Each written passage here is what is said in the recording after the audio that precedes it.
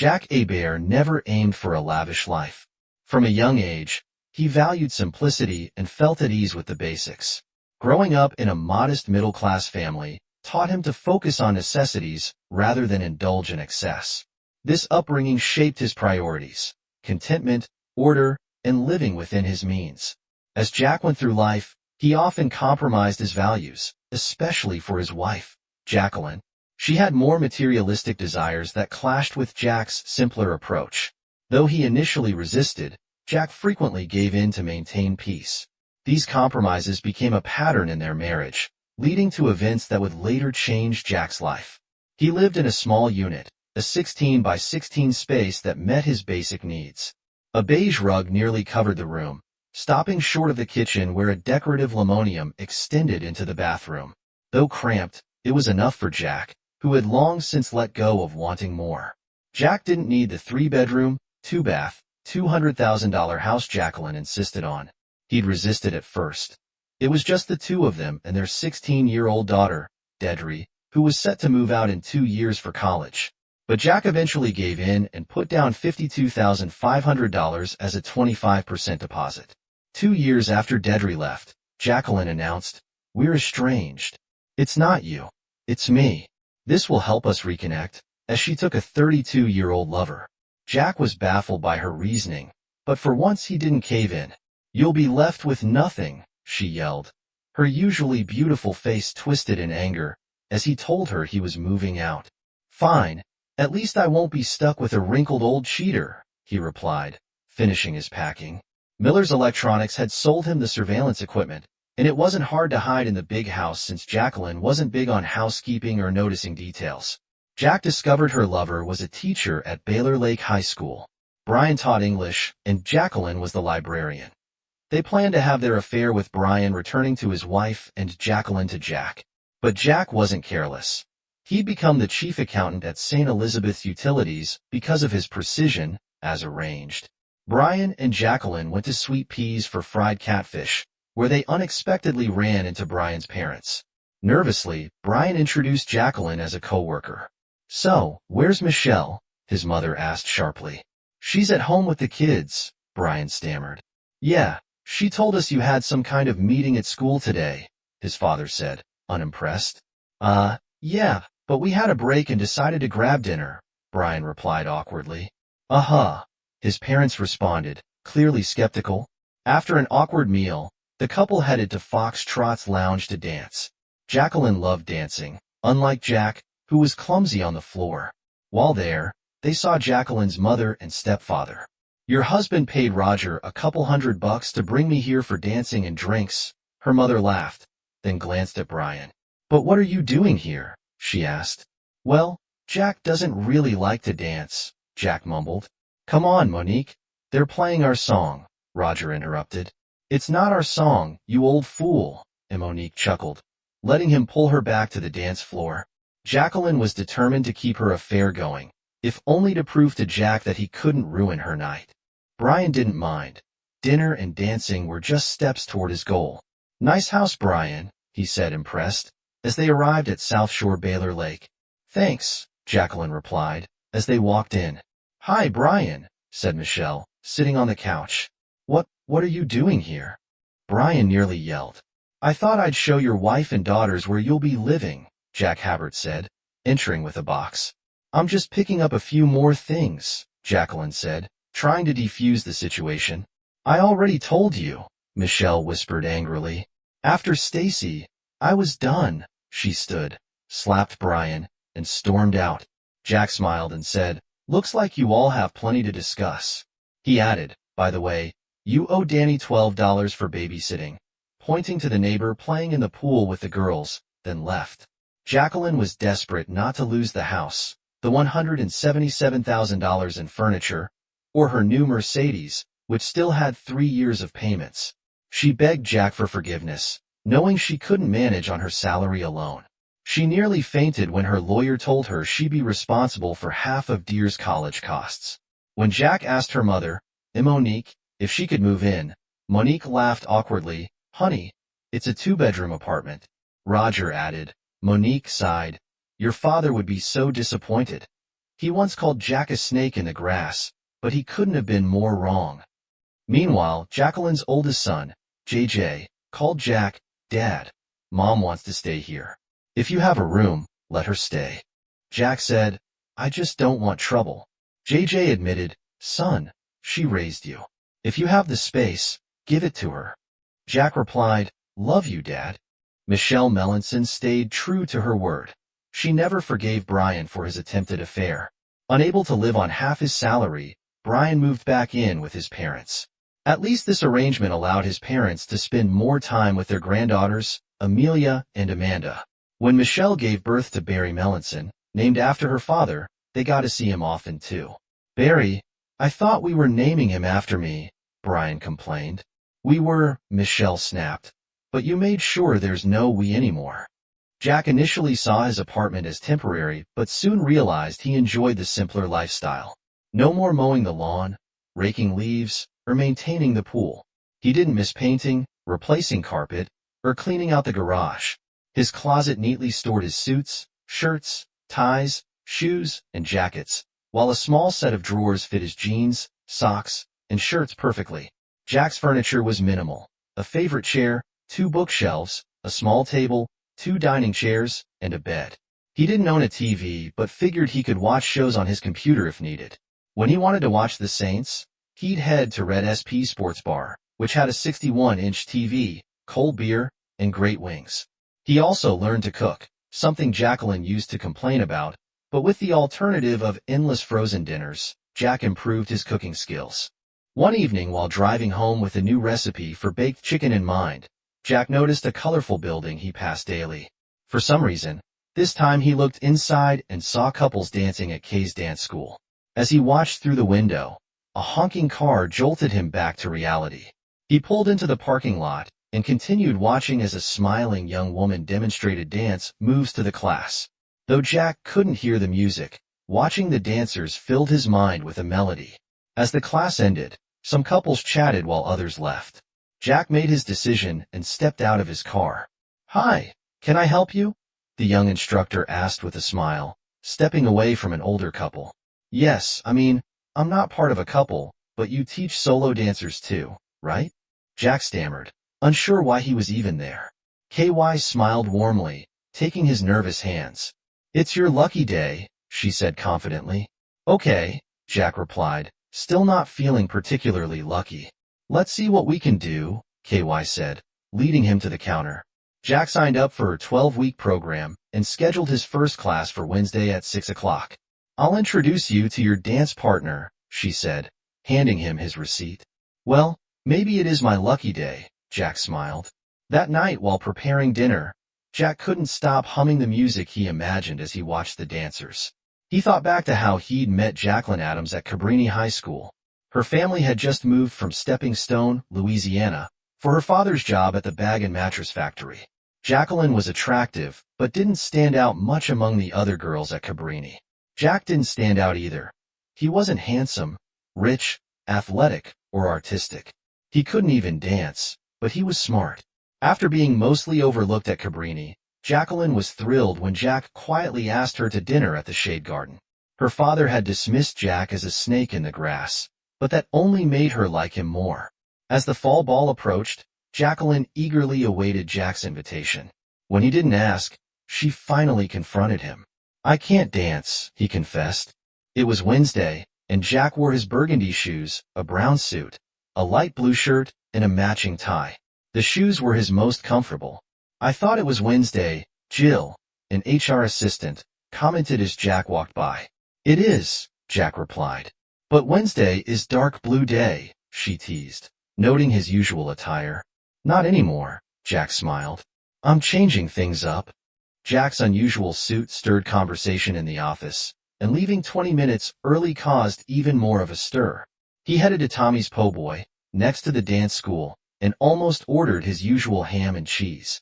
"No, let's go with a big shrimp, hot sauce please," Jack decided. He enjoyed his sandwich, checked the time, and then entered the dance studio, feeling nervous. "Great, you're here," Kai exclaimed when she saw Jack. "Meet Michelle Masson, your dance partner." The last time Jack saw Michelle, She was nearly 8 months pregnant. He remembered her as a pretty, plump young woman with 2 adorable little girls. Her face had alternated between blotchy from tears and red with anger. Michelle stood 4 feet 1 inch in and probably weighed around 170 pounds. Everything about her seemed round. Her face, nose, eyes, and overall appearance. "Hi, Bubbles," Jack said without thinking, making Michelle burst into laughter. "Why do you call me that?" she asked, amused. "I don't know," Jack admitted, blushing as other couples glanced at them. "It just popped into my head." He learned her parents had paid for 12 weeks of dance lessons to give her a break. At her first lesson, there weren't any male partners available, so she watched. That's when KY texted Jack, asking him to join. By the end of the first class, Jack was sweating. He took off his jacket halfway through, and Michelle reached up to loosen his tie and unbutton his shirt collar. "There, isn't that better?" she asked as they continued the box step. "Relax, Jack. Let the music guide you," KY encouraged. After the lesson, Michelle held his hand. "Will you come next week?" "I had so much fun," she said. "Shilly fun dancing with an old man," Jack joked, picking up his jacket. "You're not old," she replied. "I'm twice your age," he countered. "Still, I'll be here," she smiled. Jack blushed as he tried to meet her warm brown eyes as she walked out. She turned back at the door and smiled at him again. "Did you have fun?" KY asked. "You know what? I did. I'm terrible at it, but I had fun," Jack admitted. "First, you're not terrible. You're just starting," KY said. "And second, dancing is fun. Focus on that, and the rest will come." "I couldn't have said it better," Jack agreed. The next morning, Jack reached for his Thursday suit, but decided to wear his Wednesday suit again instead. "Now I'm completely lost," Jill joked as he walked by. Jack just smiled. His phone buzzed, and seeing it was JJ, he answered. "Dad, do you have a minute?" JJ asked hesitantly. "Is your mom driving you crazy?" Jack guessed. "Yeah. Did you hear the school let her go?" JJ replied. "No, she wasn't let go," Jack sighed. "Yeah, and Brian dumped her too," JJ added. "Wow, did she say why?" Jack asked. "No, she didn't want to talk about it," JJ said, a familiar phrase Jacqueline used when cornered. "And with Shauna, the baby's coming soon," JJ continued. "Okay, I'll talk to her," Jack agreed. They met at Jade Gardens. Jack couldn't help but smile sadly. Jacqueline clearly thought it was a date. She wore heavy makeup and squeezed into a tight dress that looked unflattering. A year ago, Jack might have been excited, but today it seemed shabby. "You look lovely," he said, taking his seat. "Thank you. Is that a new suit?" Jack asked. "Yeah, I realized I was predictable, so I donated all my old suits and bought new ones." Jack smiled. "Must be nice," Jacqueline muttered. "Yes, it is," Jack replied pleasantly. When the waitress came, Jack said, "I know exactly what you're going to order, but I'll bet you can't guess mine." Jacqueline tried to recall but couldn't. "Ready to order?" the waitress asked again. "She'll have spring rolls and sweet and sour pork," Jack said. "That's right," Jacqueline confirmed. "And I'll have iced tea, sweet and sour kung pao chicken, and fried rice." Jack added. "So, how are you?" Jacqueline asked. "Good, works fine. I've got a little bachelor pad. Just told you about my new suits. They've gotten pricier since we last bought them. Rhonda's pregnant, so I'll need to find a temp. How about you?"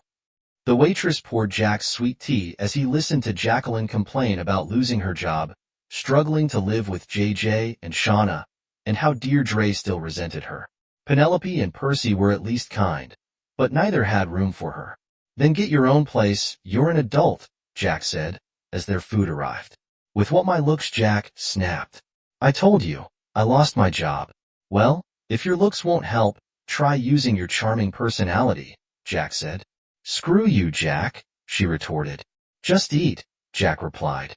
"Every time I get this dish, it seems spicier than before." While they had ice cream, chocolate for her and Neapolitan for him, Jacqueline brought up the idea of reconciliation.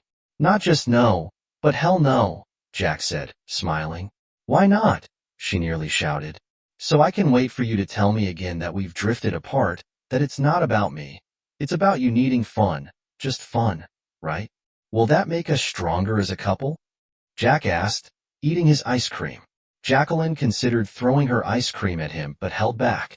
The waitress brought the bill, and Jack quickly paid, adding a 15% tip. Maybe it's the hormones, Jason suggested. I'm getting older, my periods are irregular, and instead of talking to Dr. Pelayer about it, you had fun with another man? Jack replied, signing the bill. But he was so understanding. And you were always busy, she whispered. Busy with the chaos you constantly created. Busy driving our daughter around, Jack said, standing up. You know what? I haven't heard an apology. You've blamed hormones, me, and Brian. But not once have you said sorry. He waited. I'm sorry, Jacqueline said quickly. JJ and Shauna need that room for the baby, Jack said. Find yourself a small apartment, and there's a program at St. Elizabeth Courthouse to help you find a job. Use it. Later that evening, Jacqueline returned to JJ and Shauna's home. Her frustration boiled over, and she yelled at Shauna, calling her a witch, damaging her relationship with the family. Thanks, Dad, JJ said bitterly over the phone. Are you okay? Jack asked. No, JJ replied. I told her we needed the room for the baby. Anything she said or did after that is on her. Jack sighed. Jack caused a stir at St. Elizabeth Community Services on Friday when he showed up in khakis and a button-down shirt instead of his usual suit. The bigger surprise came the following Wednesday when Jack left at 5:10, wearing tight jeans, a blue shirt, and loafers, with his suit slung over his shoulder. This shocking his colleagues. You're leaving 30 minutes early, Rhonda asked, astonished. Go, Jack, go. Jack Garrett chanted playfully at Tommy's restaurant. Jack ordered fried oysters, but admitted that his usual ham and cheese was still his favorite. You never know until you try, he chuckled to himself. Michelle greeted him at dance class, smiling as she stroked his arm. This looks much more comfortable than that suit. Hi, Bubbles, you look good too, Jack smiled, and she laughed at the nickname. Jack felt more relaxed and enjoyed the lesson. As it ended, Michelle mentioned heading back to her kids. Barry must be hungry, she said. Barry, oh the little guy, Jack smiled. How are the kids? Millie's asking why we can't live with Daddy, and now Mandy is starting to copy her. But as long as Barry's diaper is dry, he's happy, Michelle admitted. See you next Wednesday, Bubbles, Jack grinned. I'll find a nickname for you, Michelle teased. Can't wait, Jack joked. Next, Percy called Jack, complaining about Jason. Daddy, please do something. She's been here for 2 days, and Addison is about to lose it. What am I, an enforcer? Jack joked when he called Jason to tell her to leave Percy's apartment. She repeated the sentiment. I can't afford my own place, she muttered. Jason, we sold the house. We each got $42,000. Where's that money? Jack asked. She dodged the question and begged for reconciliation. Do you remember what you said when I suggested going to the Catskills? Jack asked. You said, why bothered? Well, Jacqueline, why bother now? Penelope had already made it clear to her mother that there was no space for her in her apartment. Besides, Mom, you hate dogs, Penelope added as her 2 Irish wolfhounds, Samson and Delilah, whined for attention, reinforcing her point. As Jack passed Jill's desk with his suit over his shoulder, she asked, Where are you going? Jack laughed. I don't ask you where you're going every time you leave, she teased. Yeah, but you don't smile like that every time either, she added knowingly. Jack knew if he told Jill, the entire office would know by morning. Everyone already knew about his divorce, with women comforting him and calling Jacqueline a witch, while men either silently patted him on the back or avoided him. Okay, but you can't tell anyone, Jack said, lowering his voice. I won't, Jill promised, though her grin gave away her excitement. Every Wednesday, I make a few extra bucks modeling for art classes, Jack whispered with a wink. You what? Jill asked, shocked. Yeah, at the University of Louisiana. $100 to stand there undressed. The first time, I was so embarrassed, one girl joked, she ran out of red paint trying to cover my blush, Jack joked. Jill burst into laughter, and Jack made it to his car before joining in. He was still chuckling when he arrived at KY's dance studio. What's so funny, Jackhammer? Michelle asked, grabbing his arm, blushing. Jack retold the story, and they both laughed. "I'd pay to draw you," Michelle teased, as KY called the class to attention. "So, Jackhammer, are you ready?" Michelle teased again. "Yeah, that's what all the ladies call me," Jack joked, making Michelle blush. "That's not what I meant," she shrieked playfully, slapping his arm. "Problems, KY?" asked KY with a smile. "Yeah, she strike me," Jack joked. "You should have heard him," Michelle said, grinning. "I'll think of another nickname," Michelle promised, as they danced. "Whatever you say, Bubbles," Jack replied, spinning her around. Encouraged by KY and the cheering couples, Jack and Michelle shared a smile, caught up in the moment. After the class ended, Jack nervously stammered, "You want to?" Michelle smiled, clearly enjoying Jack's awkwardness, which only made him more nervous. But he mustered up his courage. "Want to grab a cup of coffee?" he asked. "I can't. I'm breastfeeding," Michelle said with a quick shake of her head. "Oh, right. Didn't think of that," Jack replied, feeling foolish. "How about a malt at Clark's?" she suggested, taking his hand. "That sounds great," Jack smiled, still blushing. "We take your car," Michelle said, but when she saw his small smart car, she nudged him toward her minivan. "I'm not squeezing into that thing," she joked. Jack protested lightly, but got into her minivan. Michelle texted her parents to let them know she was heading to Clark's and confirmed, "Yes, it's a date," when her mom asked. At Clark's, Michelle's phone buzzed constantly with family messages. "Want to answer that?" Jack asked. "Nope, it's just my family trying to drive me nuts," she sighed.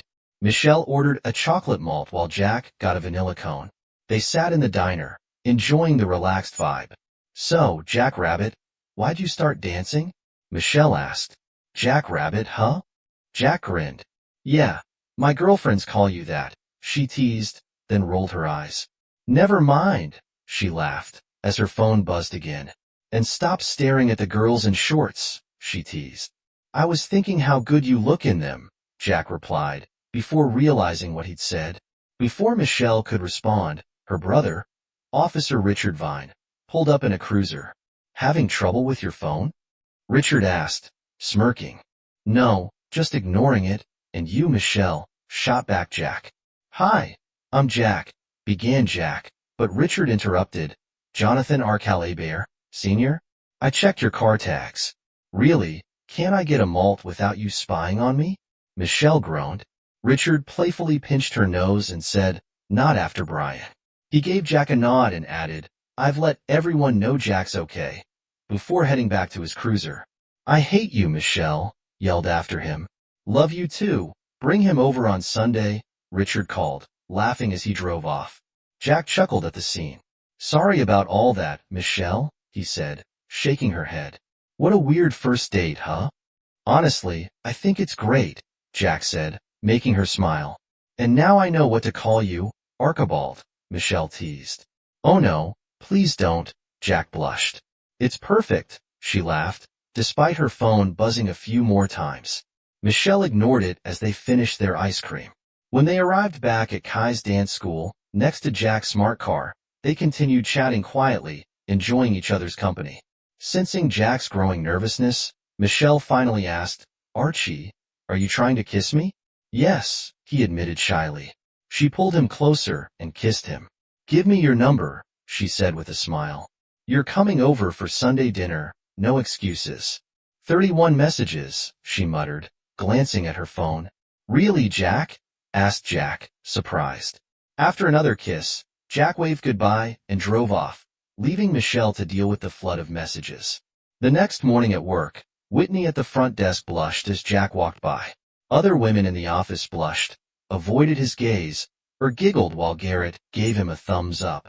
Jack finally remembered his joke with Jill and laughed out loud. "You didn't tell anyone, did you?" Jack asked Jill in the break room. "Of course not," she replied, though her guilty smile gave her away. Jack just shook his head, still in a great mood. Sunday arrived, and he dressed casually in a Saints pullover and khakis for dinner at Michelle's parents' house. Marie greeted him warmly, and Barry seemed to like Jack more with each visit.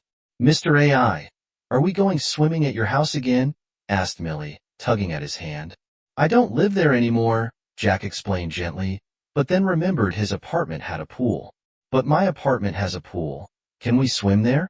Mandy asked excitedly. I don't mind, Jack said, glancing at Michelle. Are you sure you want to see this body in a swimsuit? Michelle teased. Absolutely, Jack replied, making her laugh. During dinner, Jack felt increasingly charmed by Michelle's family. He enjoyed talking with Barry and Richard about sports and felt welcomed by everyone, soaking in the warmth and ease that he had missed for so long. When the conversation shifted to football, Jack was in his comfort zone. I usually watch Saints games at Red Sports Bar. They've got the hottest wings. You can't even feel your tongue after eating them, he said. Do they still have those wings? Barry asked, intrigued. Yeah, Jack and Richard said in unison, sharing a grin. Jack enjoyed the lively family dynamic.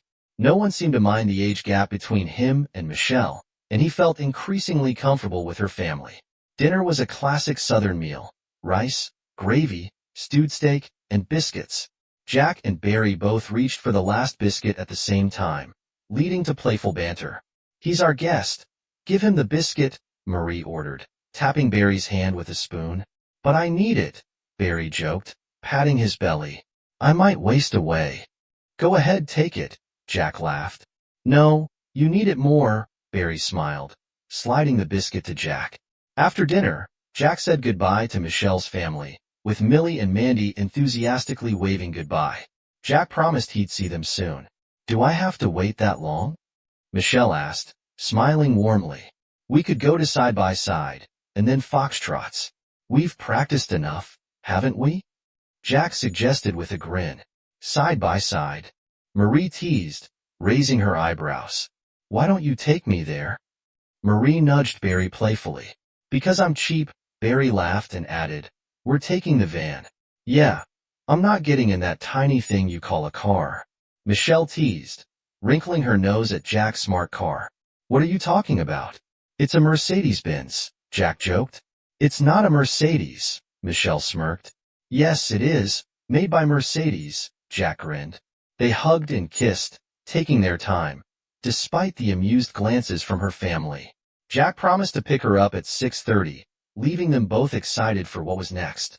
The following evening, Jack was amazed at how easily he slipped back into the dialect from his younger years. His mother's grandparents barely spoke any English, mostly speaking French. His father's grandparents spoke English with a thick accent, but would switch to Cajun and French when upset. Family dinners were often a blend of English and Cajun French. Whenever Henry Jonathan Hebert and Eliza Cynthia Arno wanted to keep things secret from their kids, they would speak in Cajun and French, not realizing their three boys understood everything. By the time he was in high school and college, Jack had gradually lost his accent. As an administrator at St. Elizabeth's Community Services, he had tried to speak clearly, avoiding the Cajun lilt, though it never fully left him. But after that dinner, he felt a nostalgic pull. Jack decided to take Michelle out for a romantic dinner the next night. He went online, found the number for Side by Side Steakhouse, and left a message requesting a reservation for 2 at 6:45 the following evening. Not even a call from Jason could ruin his mood. Hey, Jack, it's me, she purred on the phone. Yeah, I see, Jack responded, keeping his tone neutral. Jason used to mock his Cajun accent when his parents weren't around. She also made fun of their food, calling it unhealthy. You know, fat isn't food, she'd say with disgust. So, how's it going? She asked in a sugary voice. You know what? Yeah, good, Jack cut her off, not giving her a chance to mess with his head. He grumbled to himself. Well, I finally did it. I got myself a little apartment, Jacqueline announced, acting like it was some great achievement. That's nice to hear, Jack said. Maybe you'd like to come over? Jacqueline suggested, laying on the fake charm. I'll make the stuffed peppers you used to love. Jacqueline's false cheer quickly vanished, replaced by her usual self-pity. She started whining about how none of their kids wanted to talk to her anymore. Even De'Ara, my baby, abandoned me. Can you believe it? She cried. Well, I'm busy tomorrow, Jack said, eager to end the conversation. How about Wednesday? Jacqueline quickly offered, her tears drying up just as fast. No, I've got plans Wednesday too, Jack replied. What are you doing, Jack? Jacqueline snapped. Jack told her a variation of what he had told Jill at work. Taking a course at the university, just picking up some knowledge. He added, it wasn't entirely untrue. I am learning, just not what Jacqueline thought. What about Tuesday? Jacqueline pushed. Yeah, okay, Jack finally agreed, cutting the conversation short. At 10:30 on Monday morning, a girl named Lacey from Side by Side Steakhouse called to confirm his reservation for 2. We look forward to seeing you, Mr. Hebert, she said cheerfully. Not as much as I'm looking forward to it, Jack joked, making Lacey laugh. Michelle laughed too when Jack called to remind her of their date that night. Like I'm thinking about anything else? She teased, ending the call with a sweet, love you. Jack was surprised by how natural Michelle was with affection. Jacqueline hadn't said, love you, until they'd been together almost a year, and even then, it had been in response to his declaration. With Michelle, it felt easy, and she even called him sweet nicknames, something Jacqueline never did. The only time Jacqueline called him honey or baby was when she needed something. At 6:30 on Tuesday evening, Jack arrived at Michelle's house to pick her up for their date. He greeted Michelle's entire family, her parents, siblings, nieces, nephews, and her 2 little girls, Millie and Mandy. As usual, Millie was all smiles, and Mandy was right behind her, giggling and asking if she could come too. Michelle came out in a dress that was a bit snug, but it hugged her in a way that made her look stunning. Jack could tell it was probably her nicest dress, likely bought before she had Amelia. Damn, Bubbles, I need to go home and dress up, Jack joked, even though he was already wearing a sharp black, pinstriped suit with a white shirt and a red tie. What? You look great, Michelle, she replied, but her blush showed how flattered she was. Yeah, but not as great as you, Jack said, making her blush even more. Michelle's parents noticed the exchange. Why don't you say stuff like that to me? Marie teased Barry. Because I'd have to say it all the time, Barry laughed. Look, I just said it again, he added, and Marie joked, giving him a playful kiss before they left. Michelle's brother Richard jokingly offered them a police escort. I'll make sure you all get a police escort, he teased, making Michelle roll her eyes. If you do, I'll punish you, she laughed, giving him a look. When they arrived at the Side by Side Steakhouse, Michelle was visibly impressed. She'd never been anywhere this fancy before. Brian had never taken her anywhere fancier than Casa Ol, a local Mexican spot. Wow, Michelle, whispered, looking around the elegant restaurant. The menu didn't show any prices, which made her even more nervous. No prices, that's never good, she muttered. Jack leaned in and took her hand. Don't worry, Bubbles, this just means you don't have to stress about what to order, he said reassuringly. Get whatever you want, she smiled, her tension easing. Her warm brown eyes sparkled as they sat together. Whenever we're together, you'll always get what you want, Jack added sincerely, looking into his eyes. Michelle felt her heart skip a beat. She never thought anyone would speak to her like this. I love you, she whispered almost without thinking, and her eyes widened in surprise as the words slipped out. Jack smiled, his heart full of joy. I'm so glad you said that because I love you too, really, Michelle gasped, clearly touched by his words. Dinner went perfectly. Jack's ribeye was cooked just right, juicy, tender, and packed with flavor. Michelle ordered the filet mignon but only ate half of it, as the portions were generous. They both agreed to save dessert for another time. What a difference a day makes, huh? Jill remarked as Jack left the office on Wednesday, wearing his usual jeans and shirt for dance class. Huh, Jack? She asked, raising an eyebrow. Well, yesterday you left here looking down, and today you've got that Wednesday night smile on your face, Jill teased, clearly referencing his new routine. Jack smiled even wider and headed to the elevator, eager to get to Kai's dance school. He kept his weekend plans and the afterglow of his date with Michelle to himself the night before. After dinner with Michelle, Jack kept his promise to visit Jacqueline's new apartment. She had rented a 2-bedroom in a decent complex. It was clean, with white walls and beige carpet, but lacked any sense of home. Jacqueline made her signature stuffed peppers and broccoli casserole, which were fine, but Jack found himself uninterested as he bowed his head to bless the food. Jacqueline interrupted. I'm not poisoning you, Jack. You don't have to pray, she teased. But Jack ignored her. It was something he always did, and she couldn't change that. During dinner, Jacqueline did what she always did, complain. She grumbled about the rent, the cost of her furniture, her boring court work, and noisy neighbors. Then, as expected, she brought up getting back together. Did you hear me, Jason? She snapped, irritated. Jack took a final sip of his iced tea and faced her. Why did you cheat on me? He asked bluntly. What? Jacqueline hissed, shocked by the sudden question. What does that have to do with anything? She asked. It has everything to do with it, Jack replied, setting his napkin down. You chose to be with Brian. I told you not to, told you I didn't agree with it, and warned it would ruin our marriage, but you did it anyway. Jacqueline shifted in her seat. Yeah, I messed up, she admitted weakly. I didn't think I know you didn't think I'd fight back, didn't think I'd leave or get a divorce. You didn't think you wouldn't get your way. Jack sighed. Jacqueline's expression hardened. You see, you're just as much to blame as I am. Jack shook his head sadly. You've never apologized, Jason. I've never heard you say, I'm sorry. You haven't owned up to anything. I am sorry, Jacqueline blurted, though it sounded more like a reflex than true regret. Jack stood up, done with the conversation. You're not finished, Jacqueline started, but Jack cut her off.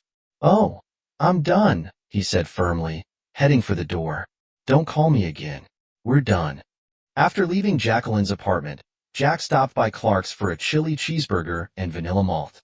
The waitress noticed his tiny car and commented, I'd be scared to drive that thing. Yeah, but it gets 42 miles per gallon, Jack replied with a grin, clearly enjoying the practicality of his smart car. Later that night, back at his apartment, Jack and Michelle texted each other until nearly 1 a.m. Their conversation was light and playful, and Michelle ended with a sweet good night. OPI, she added, followed by a kiss emoji. Love you, she said. Good night, Jack texted back. Love you more, she replied playfully, adding a tongue-out emoji. Jack chuckled, staring at the screen. Now it was Wednesday again, and Jack was looking forward to his dance class with Michelle. He stopped by Red's Sports Bar for his usual ham and cheese po' boy with olive dressing and hot sauce before heading to the studio. Michelle was already waiting, greeting him with her usual enthusiasm. Hey, Bubbles, Jack smiled, admiring her outfit. You look good, Michelle said, her eyes shining with excitement. Yeah, but not as good as you, Jack replied with a grin. As KY called out the moves, they danced with increasing fluidity and confidence. Jack was no longer self-conscious, and Michelle's presence made it easier to relax and enjoy the music. By the end of the class, Jack felt bold enough to lean in and kiss Michelle softly. This weekend, Brian has the kids, Michelle said, her voice soft and hesitant. And what are you thinking? Jack asked, curious. I'm thinking about making love to you, Michelle purred, stepping closer. Jack's heart raced as he smiled. That sounds good, he replied. Thursday morning, Jack woke up with a smile. The thought of the upcoming weekend with Michelle brightened his mood, but before that, he had a few things to take care of. One of those tasks was a conversation with Barry, Michelle's father. Jack wanted to make sure everything was clear between them, especially since he had planned a romantic weekend away with Michelle that afternoon. Jack sat across from Barry, bent over, sipping coffee and talking about life. Barry was straightforward, but there was a warmth about him that Jack respected. Look, I need to ask you something, Jack began, feeling the seriousness of his question. Michelle told me her wedding with Brian was rushed, no honeymoon. It doesn't sit right with me. I want to give her something she never had. A proper romantic getaway. Barry raised an eyebrow thoughtfully. She never had much luck with that boy, Barry said. Ran was never good enough for my daughter, but I kept quiet because she seemed happy at first. He sighed, nodding. Michelle deserves better, Jack. I can tell you care about her. I do, Jack said sincerely. I want to do right by her. Barry took a sip of his coffee, studying Jack. Just treat her right, that's all I ask. You have my word, Jack promised, feeling a renewed sense of determination as they shook hands. The weekend arrived faster than Jack had expected. He had planned a surprise romantic getaway to New Orleans, a city full of charm and memories of his youth. On Friday afternoon, Jack left work early, excited to pick up Michelle and give her a break from all the stress she'd been carrying. It was time for her to be pampered. When Jack pulled up to Michelle's house, he was surprised to see Brian standing by his car, struggling with Millie and Mandy's car seats. Jack's stomach tightened. He knew Brian was Michelle's ex, and seeing him outside the house made him tense. "Let me help," Jack offered, stepping in quickly and gently taking Barry from Brian. "You handle Mandy." Brian looked uncomfortable. "Hi, Mr. A," Millie greeted sweetly as she sat buckled in. "Not going to touch me, are you?" Brian asked nervously, glancing at Jack. Jack chuckled. No, go ahead," he said, securing Barry's car seat. Brian looked relieved as he buckled Mandy in. Jack leaned over and kissed both girls on the forehead, making them giggle. "Got a minute?" "We need to talk," Jack said, turning to Brian. Brian tensed but nodded. "What about Monday night?" "Monday night?" Jack asked, confused. "Yeah, I'm not doing anything Monday night," Brian replied, eager to sort things out. Jack and Michelle then loaded their bags into Jack's car and headed to New Orleans. The drive was about 2 hours, giving them time to ease into comfortable conversation. They talked about everything: life, their pasts, and hopes for the future. Michelle's laughter filled the car as she shared stories about her daughters and life with Brian. "I know I'm fat, but Brian always told me I was beautiful, even when things were bad. He'd say I was pretty," she said softly. Jack glanced over at her. "You are beautiful," he said, and Michelle smiled. Her brown eyes softened as she reached over to squeeze his hand. Traffic in Baton Rouge was a typical mess, but Jack felt relieved when they reached Gonzales, a small town just outside New Orleans. The weekend promised something special. They checked into a charming boutique hotel near the French Quarter, and Jack had planned their first stop at Café Dion for beignets and coffee. New Orleans had its own magic, the vibrant energy, the music spilling from bars, and the mouth-watering scent of food filled the air. Bourbon Street was a whole new world for Michelle, who hadn't traveled much outside of Douard, Louisiana. She held Jack's hand tightly as they strolled through the bustling streets. "Let's go back to the room," Michelle finally suggested, her voice soft with longing. They walked back to the hotel hand in hand, excitement building. Michelle chattered nervously as they rode the creaky old elevator to their room. Jack opened the door with the keycard, and Michelle sat on the edge of the bed, looking up at him. "Bubble, are you nervous?" Jack asked gently, sitting beside her. "No," Michelle replied quickly, though her nod said otherwise. "I'm all fat," she added in a small voice. Jack turned to her, full of affection. "And you're all beautiful too," he said firmly. She didn't argue about her size. She knew she was overweight, and pretending otherwise would have felt insincere. But Jack told her the truth. "You're beautiful," he repeated, and he meant it. To him, she really was. On Monday night, Brian sat nervously across from Jack at Jitter's coffee shop.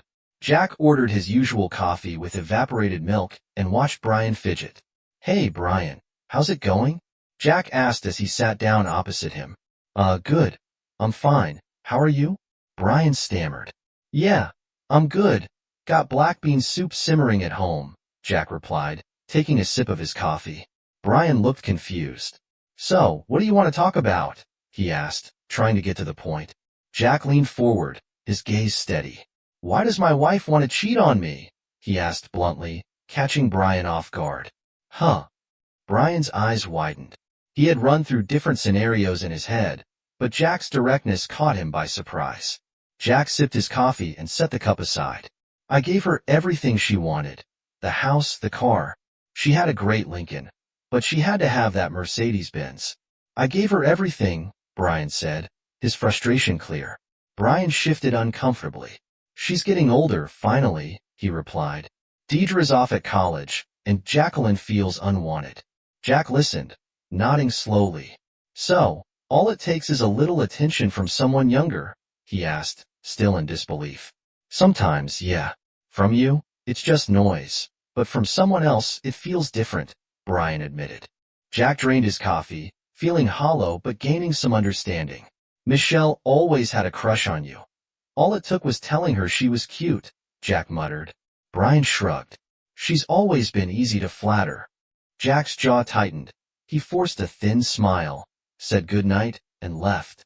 Back at his apartment, Jack ate black bean soup with extra hot sauce and exchanged messages with Michelle. By Tuesday morning, he woke up with clarity. Jacqueline's affair wasn't his fault. It stemmed from her insecurities. For the first time, Jack didn't feel like a failure. He realized he had done everything he could for their marriage, and her betrayal was on her. Feeling lighter, Jack understood that his small apartment was no longer enough. He wanted more, a space for him, Michelle, and maybe even her girls. The thought of moving forward wasn't daunting anymore. It was exciting. That evening, it was time for another dance class, but this one felt different. Jack had something important planned, something he had been thinking about for weeks. After all the time they had spent together and everything they had shared, Jack knew what he wanted. He wanted to build a life with Michelle. As he arrived at the dance studio, a familiar excitement filled him. Michelle was already waiting, her eyes lighting up as he approached. She greeted him with her usual bubbly energy, making Jack's smile broader. "Hey, Bubbles," Jack said warmly. "Hi, Jack," she beamed. "Ready for some more dancing?" Jack smiled. More than ready. They stepped onto the dance floor, joining the other couples. After months of dancing together, each lesson had deepened their connection. Their movements were more synchronized, not just in the dance, but in how they felt together. KY, the instructor, called out the steps, offering encouragement and praise. But Jack wasn't just focused on the dance. His attention was on Michelle, her laughter, her smile, the way she moved with him. It all filled him with a sense of calm. As the music began to fade, Jack knew it was time. He had rehearsed this moment many times in his mind, but now that it was here, his heart raced as Michelle spun beside him. Jack suddenly dropped to one knee in the middle of the dance floor. Michelle stopped momentarily, confused, and turned to look at him. The other couples noticed, turning their attention to them as the music faded. "Michelle," Jack began, his voice strong despite his nerves, "I love you with all my heart."